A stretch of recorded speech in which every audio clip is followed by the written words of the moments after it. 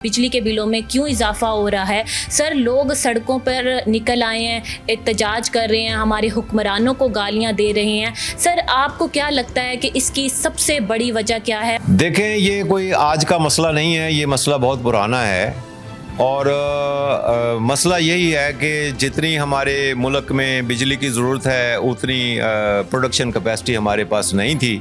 Power पॉलिसियाँ 94 के बाद भी 3 और आ चुकी हैं और वो इससे भी ज़्यादा सख्त हैं या उसमें इतनी ज़्यादा गलतियां हैं और इतनी ज़्यादा चीज़ें ओपन छोड़ी गई हैं कि लोग फिर उनको अपने मर्ज़ी के मुताबिक इस्तेमाल कर लेते हैं। मैं समझता हूँ कि 30% हमारी इंडस्ट्री बंद हुई है पिछले 2 साल में और उसकी बेसिक वजह यही है कि एनर्जी की कॉस्ट बहुत ज़्यादा है। अगर हम बाहर वाले मुल्क से जो है ना इंपोर्ट करें तो हमारे पर बड़ा टैक्स लगेगा, लेकिन ये स्मगल होकर आती है और जो है ना इनको फिर ये लोग टैक्स पे नहीं करते। इसकी क्या वजह? स्मगलिंग को हम किस तरह से रोक सकते हैं? इंपोर्टेड सिगरेट जो है उसके स्मगल होने से $1 बिलियन का रेवेन्यू लूज करती है हुकूमत और तकरीबन सालाना ये $1 बिलियन ही हुकूमत IMF से मांगने जाती है हर साल। ईरान से डीजल पेट्रोल इतना आ रहा है आप तसव्वुर ही नहीं कर सकती। मैं कहता हूं कि 1 बिलियन क्या है, 3 to 4 बिलियन US$ का रेवेन्यू लॉस होता होगा जो ईरान से डीजल और पेट्रोल स्मगल होता है। आखिर इसकी वजह क्या है कि एकदम से जो है इंटरनेट जो है ना स्लो हो गया, किसी को भी नहीं पता था। इसकी वजह किसी को भी नहीं समझ आ रही कि आखिर वजह क्या है। पिछले 10 दिनों से हमारा मुल्क बदकिस्मती से इंटरनेट की स्पीड का ब्रेकडाउन देख रहा है। हमारी वज़ीर साहिबा ने एक प्रेस कॉन्फ्रेंस की है जिसमें उन्होंने ये बताया है कि ये VPN के ज़्यादा इस्तेमाल की वजह से जो है वो ये इंटरनेट की स्पीड जो है वो ब्रेक डाउन हुई। जब से ये इंटरनेट की स्पीड इफेक्ट हुई है, बदकिस्मती के साथ आपकी ई-कॉमर्स की कमर टूट गई है। फायरवॉल की इंस्टॉलेशन हो रही है जिसकी वजह से ये स्पीड जो है वो डिटीरिएट हो गई है। मैं समझता हूँ ये फ्रीडम ऑफ स्पीच के खिलाफ है। मैं समझता हूँ ये freedom of movement of information from one point to the other point के खिलाफ है। सबसे पहले हुकूमत को समझने की जरूरत है कि आज की इकोनॉमी में IT की वैल्यू क्या है। अस्सलाम वालेकुम नाज़रीन, साउथ पोल डिजिटल के साथ मैं हूँ आपकी मेज़बान राबिया वहाब। नाज़रीन, पाकिस्तान जब से मार्ज़े वजूद में आया, पाकिस्तान को बेशुमार मसाइल का सामना था। पाकिस्तान मौशी तौर पर बेहद कमज़ोर था। अभी हम गुज़िश्ता 5 सालों के अंदर देखते हैं हमारी मईशत ICU के अंदर जा रही है। कभी हमारे मुल्क में दहशतगर्दी हो रही है तो कभी हमारे मुल्क को कुदरती आफात का सामना है। इन तमाम मसाइल से हम किस तरह से बच सकते हैं? और जो सबसे ज़्यादा आजकल हमारे गरीब तबका हो जाए, मजदूर तबका हो जाए या मिडिल क्लास तबका हो जाए या लोअर क्लास तबका हो जाए, सब लोग बिजली के बिलों और लोड शेडिंग से बेहद परेशान हैं। नाज़रीन, इस वक्त मैं मौजूद हूँ मुल्तान चैम्बर ऑफ कॉमर्स में। इनके सदर से आज बात करते हैं कि इन तमाम मसाइल से हम किस तरह से बच सकते हैं। हमारे साथ सदर साहब भी मौजूद हैं और इनके वाइस प्रेसिडेंट भी मौजूद हैं। उनसे इन तमाम मसाइल का हल जानने की कोशिश करते हैं और उनसे जानने की कोशिश करते हैं कि वो क्या तजवीज़ पेश करते हैं। चले आए उनसे बात करते हैं।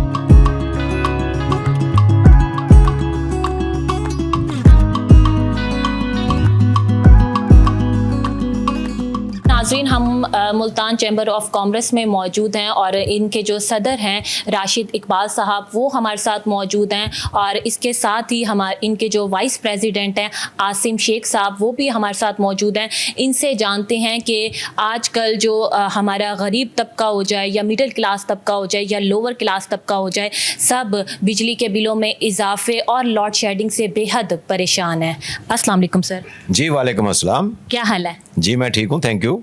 सर, अच्छा मुझे ये बताइएगा कि हर बंदा, चाहे गरीब तबका हो, चाहे हमारा मजदूर तबका हो या मिडिल क्लास तबका हो, हर बंदा इससे परेशान है कि आखिर बिजली के बिलों में क्यों इजाफा हो रहा है। सर, लोग सड़कों पर निकल आए हैं, एहतजाज कर रहे हैं, हमारे हुक्मरानों को गालियां दे रहे हैं। सर, आपको क्या लगता है कि इसकी सबसे बड़ी वजह क्या है और बहुत कम लोग इसके बारे में जानते हैं? जी बिस्मिल्लाहिर्रहमानिर्रहीम। देखें, ये कोई आज का मसला नहीं है, ये मसला बहुत पुराना है اور مسئلہ یہی ہے کہ جتنی ہمارے ملک میں بجلی کی ضرورت ہے اتنی پروڈکشن کیپیسٹی ہمارے پاس نہیں تھی، تو اس وجہ سے خاص طور پہ گرمیوں میں جب دریاؤں میں پانی بھی کم ہو جاتا تو اس وقت پھر بہت زیادہ لمبی لوڈ شیڈنگز ہونی شروع ہو جاتی تھیں. اس سے حکومت بھی پریشان تھی اور شہری بھی پریشان تھے. مگر پھر اس مسئلے کو ٹیکل کرنے کے لیے 1994 میں ہماری ایک پاور پالیسی آئی. پاور پالیسیاں 94 کے بعد بھی 3 اور آ چکی ہیں اور وہ اس سے بھی زیادہ سخت ہیں، یا اس میں اتنی زیادہ غلطیاں ہیں اور اتنی زیادہ چیزیں اوپن چھوڑی گئی ہیں کہ لوگ پھر ان کو اپنے مرضی کے مطابق استعمال کر لیتے ہیں. تو سر آپ دیکھیں 1994 سے بے نظیر بھٹو کے دور میں یہ جو ہیں ہماری ملٹی نیشنل ایجنسیز جو ہیں IPP کے نام سے جو لوگ نہیں جانتے ان کو میں بتاتی چلوں، IPP انڈیپینڈنٹ پاور پروڈیوسر ہے. یہ ایک ملٹی نیشنل ایجنسی ہے. یہ ہمارے ملک میں آئے اور ان لوگوں نے کہا کہ ہم لوگ جو ہے سرمایہ کاری کرنا چاہتے ہیں آپ کے ملک میں، سر پاور پلانٹ لگانا چاہتے ہیں. اور سر جو انہوں نے شرائط رکھی ان کی سب سے جو مین اور سب سے بڑی تھی کہ وہ جو لوگ تھے، پہلا معاہدہ یہ ہوا تھا کہ پاور پلانٹ کو جو تیل ہے وہ حکومت پاکستان پرووائڈ کرے گی، ٹھیک ہے. اور انہوں نے کیا نام ہے اس کی انکم کو بھی فکس کر کے رکھ دیا تھا. تو اب سر اب ہم جو لوگ ہیں انہوں نے یہ کہا کہ ہم جو ہے ان سے یونٹ لیں یا نہ لیں، ہمیں ان کو ایک فکس اماؤنٹ پے کرنی پڑے گی. اس کا سارا ملبہ کس پہ گرا؟ ہماری غریب عوام پہ. سر ان پر ٹیکسز لگائے گئے اور وہ طبقہ پھنس رہا ہے. یا آپ کو لگتا ہے کہ مڈل کلاس طبقہ بھی اس سے متاثر ہوا ہے؟ صرف چھوٹا یا مڈل کلاس طبقہ ہی نہیں، اب تو امیر طبقہ بھی اور انڈسٹریلسٹ بھی اور جتنے بھی لوگ ہیں، پورے پاکستان کی آبادی اس وقت ساری ہی پریشان ہے. اور تقریباً میں سمجھتا ہوں کہ 30% ہماری انڈسٹری بند ہوئی ہے پچھلے 2 سال میں، اور اس کی بیسک وجہ یہی ہے کہ انرجی کی کاسٹ بہت زیادہ ہے. اس بھاؤ انرجی خرید کے اب کچھ بھی کرنا فائدے میں نہیں رہا، نہ انڈسٹری چلانا، نہ ٹریڈ کرنا، نہ کاروبار کرنا.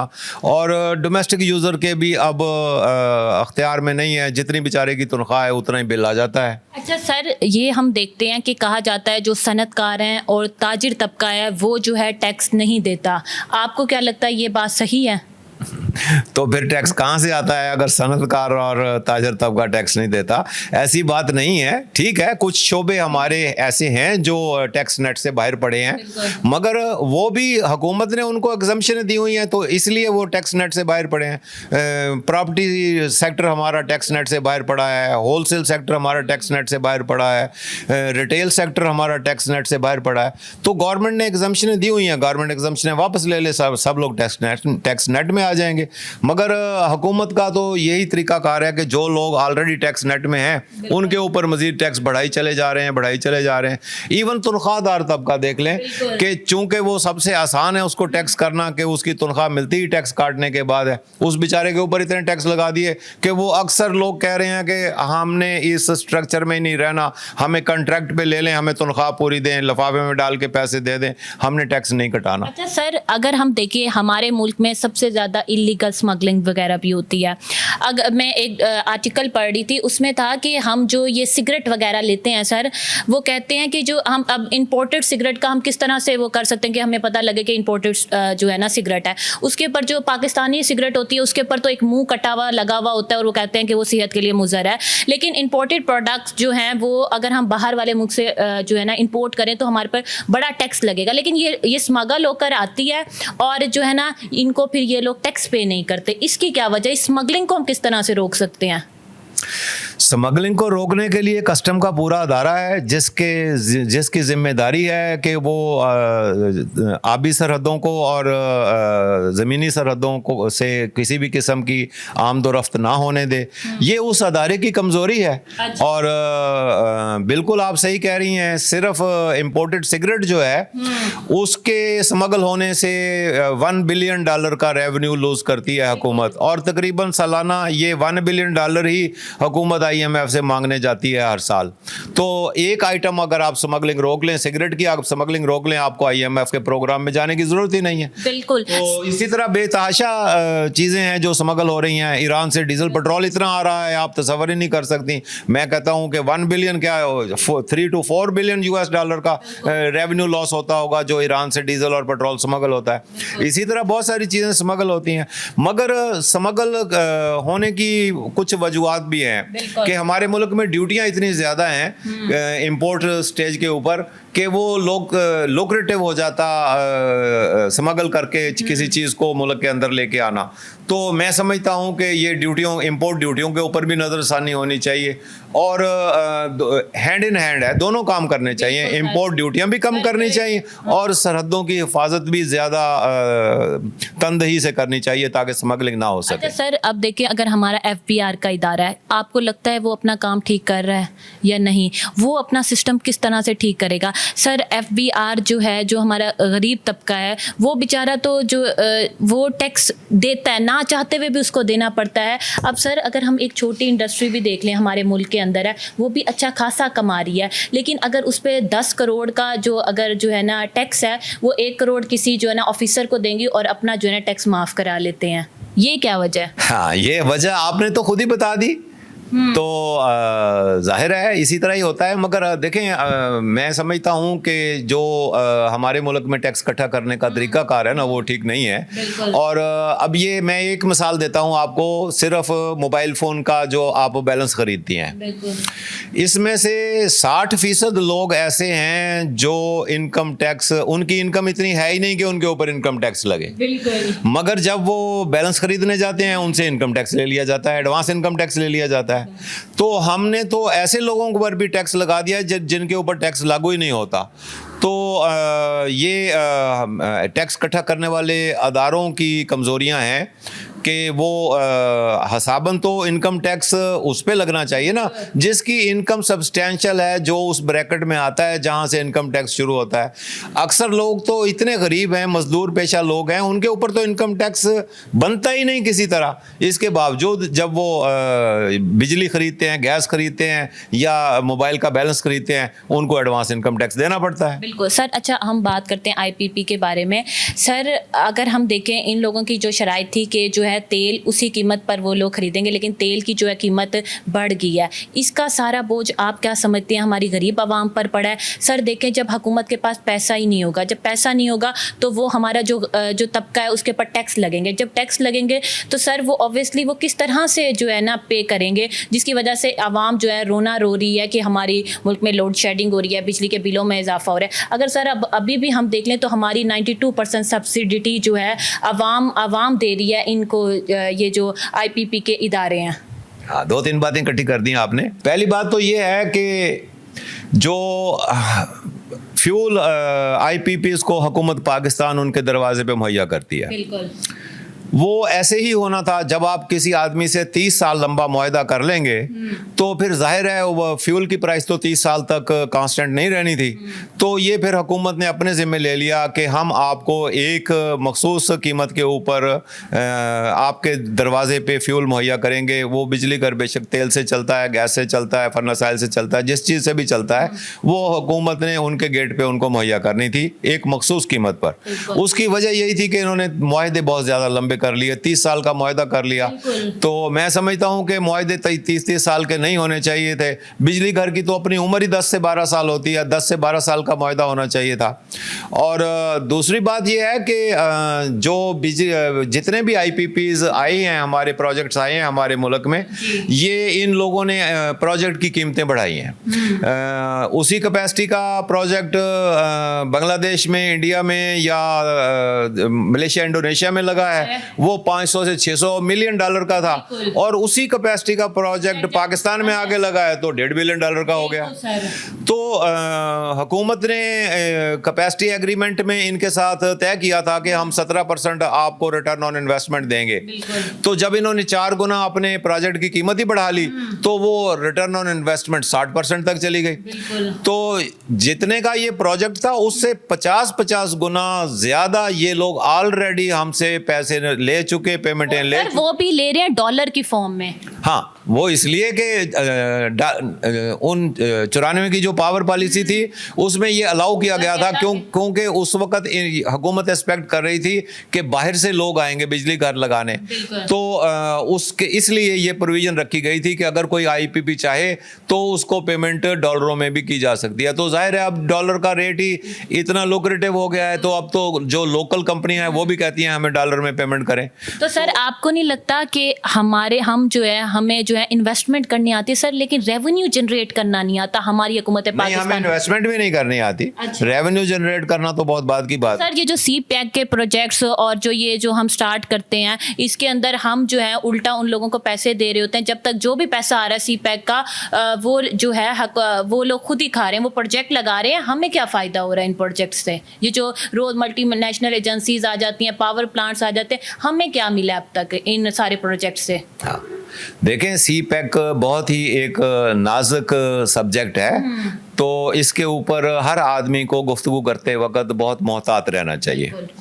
تو سی پیک میں 2 قسم کی انویسٹمنٹس چائنا سے آ کر ہمارے ملک میں ہوئی ہیں. ایک ہوئی ہے موٹر ویز کے اوپر اور ایک ہوئی ہے کوئلے سے چلنے والے بجلی گھروں کے اوپر.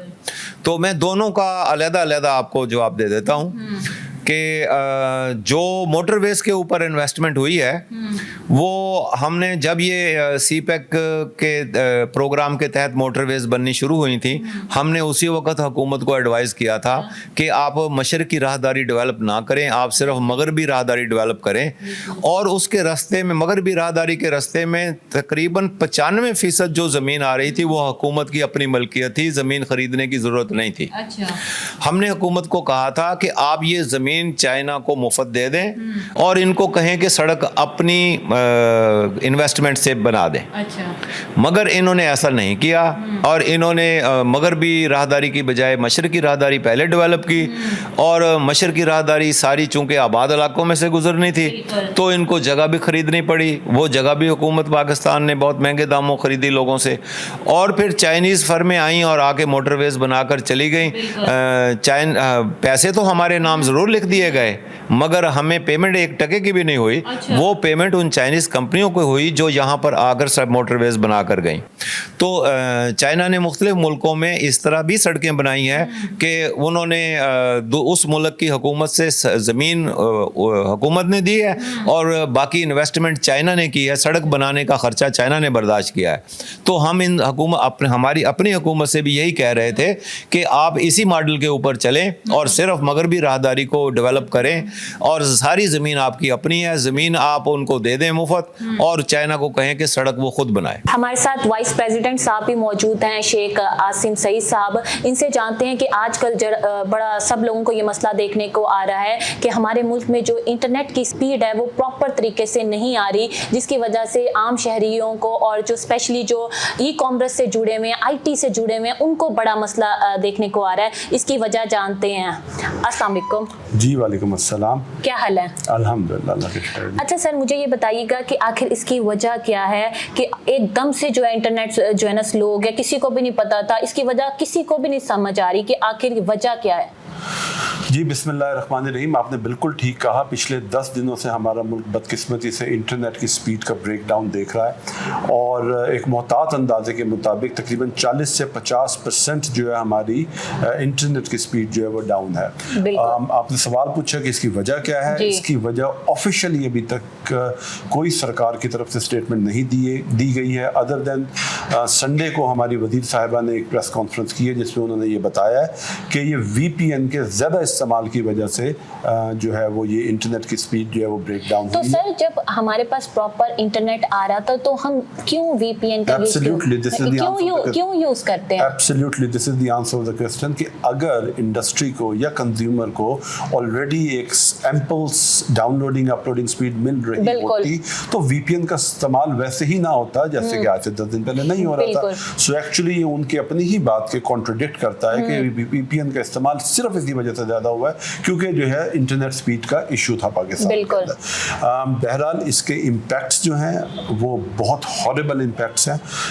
ये बहुत बदकिस्मती है कि इस बिल्कुल। वक्त चूंकि आईटी एक सब्जेक्ट ऐसा है जो कि एक नया सब्जेक्ट है, बिल्कुल रिलेटिवली सर। नया सब्जेक्ट है, इसलिए शायद हमारी सरकार जो इसके इम्पैक्ट्स हैं उसको अभी तक असेस नहीं कर पा रही बिल्कुल। है। इस वक्त सूरत हाल ये है कि ये हमारी तकरीबन 3 से 4 किस्म की इंडस्ट्रीज आईटी बेस्ड चल रही हैं। जी। एक जो आईटी सॉफ्टवेयर बनाते हैं और बाहर एक्सपोर्ट करते हैं, एक जो ई कॉमर्स के बिल्कुल। बिजनेस जो कि पाकिस्तान में काम कर रहे हैं और जी। पाकिस्तान से बाहर काम कर रहे हैं, एक जो आपके कॉल सेंटर्स वगैरह यहाँ पे चल रहे हैं, और तीसरी चौथी जो सबसे इंपॉर्टेंट चीज़ है वो ये है कि बहुत सारी मल्टीनेशनल कंपनी ने बिल्कुल। अपने बैकअप सेंटर्स जो वो पाकिस्तान में बनाए हुए हैं, और वो तमाम ये चारों के चारों शोबे जो हैं वो कंप्लीटली डिपेंड करते हैं बिल्कुल। कि आपको एक फ्रीक्वेंट, रिलायबल बिल्कुल। और नॉन इंटरप्टेड इंटरनेट की स्पीड आपको बिल्कुल। और जब से ये इंटरनेट की स्पीड इफेक्ट हुई है, बदकिस्मती के साथ आपकी ई कॉमर्स की कमर टूट गई है तकरीबन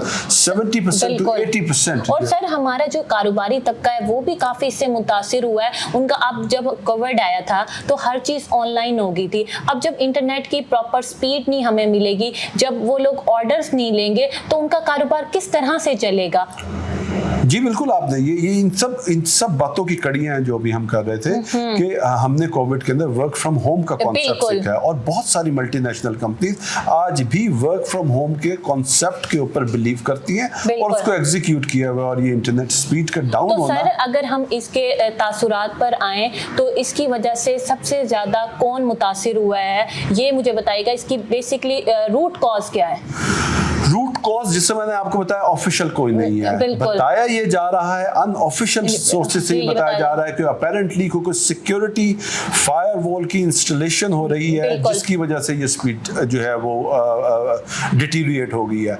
अगर ये हो रहा है बिल्कुल। तो भी मैं समझता हूँ ये फ्रीडम ऑफ स्पीच के खिलाफ है। बिल्कुल। मैं समझता हूँ ये freedom of movement of information from one point to the other point के खिलाफ बिल्कुल। है। और इस किस्म की चीजें हमारी इंडस्ट्री को, हमारी आईटी इंडस्ट्री को, देखिए मैंने पहले भी ये बात की कि हमें समझने की जरूरत है कि बिल्कुल। आजकल इकोनॉमी के अंदर आईटी सेक्टर की कितनी इंपॉर्टेंस है। बिल्कुल। हमारा हमसाया मुल्क इस वक्त 220 बिलियन डॉलर की आईटी एक्सपोर्ट के ऊपर पहुंच गया, 220 बिलियन डॉलर की।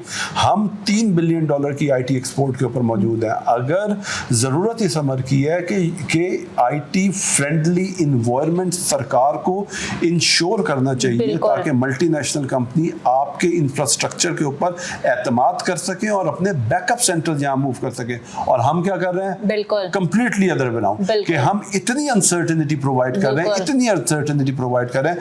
मैं आपको एक छोटी सी मिसाल देता हूँ कि फाइवर एक प्लेटफॉर्म है जहाँ पर जो है वो सारे फ्रीलांसर मोर और लेस काम करते हैं। बदकिस्मती के साथ पिछले इतवार फाइवर ने अपनी वेबसाइट के ऊपर चस्पा कर दिया है कि anyone who is working from Pakistan would be taken as unavailable. Okay. So not only that कि जो काम कर रहे हैं वो भी redundant हो गए हैं, बल्कि जितने वहां पर ग्राहक मौजूद हैं, जितने वहां पर काम करवाने वाले मौजूद हैं, उनके दिमागों में ये बात बैठ गई है कि जो बंदा भी पाकिस्तान से काम करेगा वो शायद आज तो काम कर लेगा, लेकिन ये श्योरिटी नहीं है कि वो कल भी काम कर सकेगा। बिल्कुल सर, बहुत शुक्रिया सर। Thank you. इन्होंने बड़ी अच्छी बात की है कि इंटरनेट की स्पीड और ये जो कह रहे हैं कि कोई एक फायर वॉल बनाई जा रही है, तो इससे इन्होंने बड़ी अच्छी बात की है कि जहाँ पर हम दहशतगर्दी को कंट्रोल कर पाएंगे वहाँ पर इसके नेगेटिव असरात भी हैं। हमसे हमारा फ्रीडम ऑफ स्पीच जो है हमसे ले लिया जाएगा।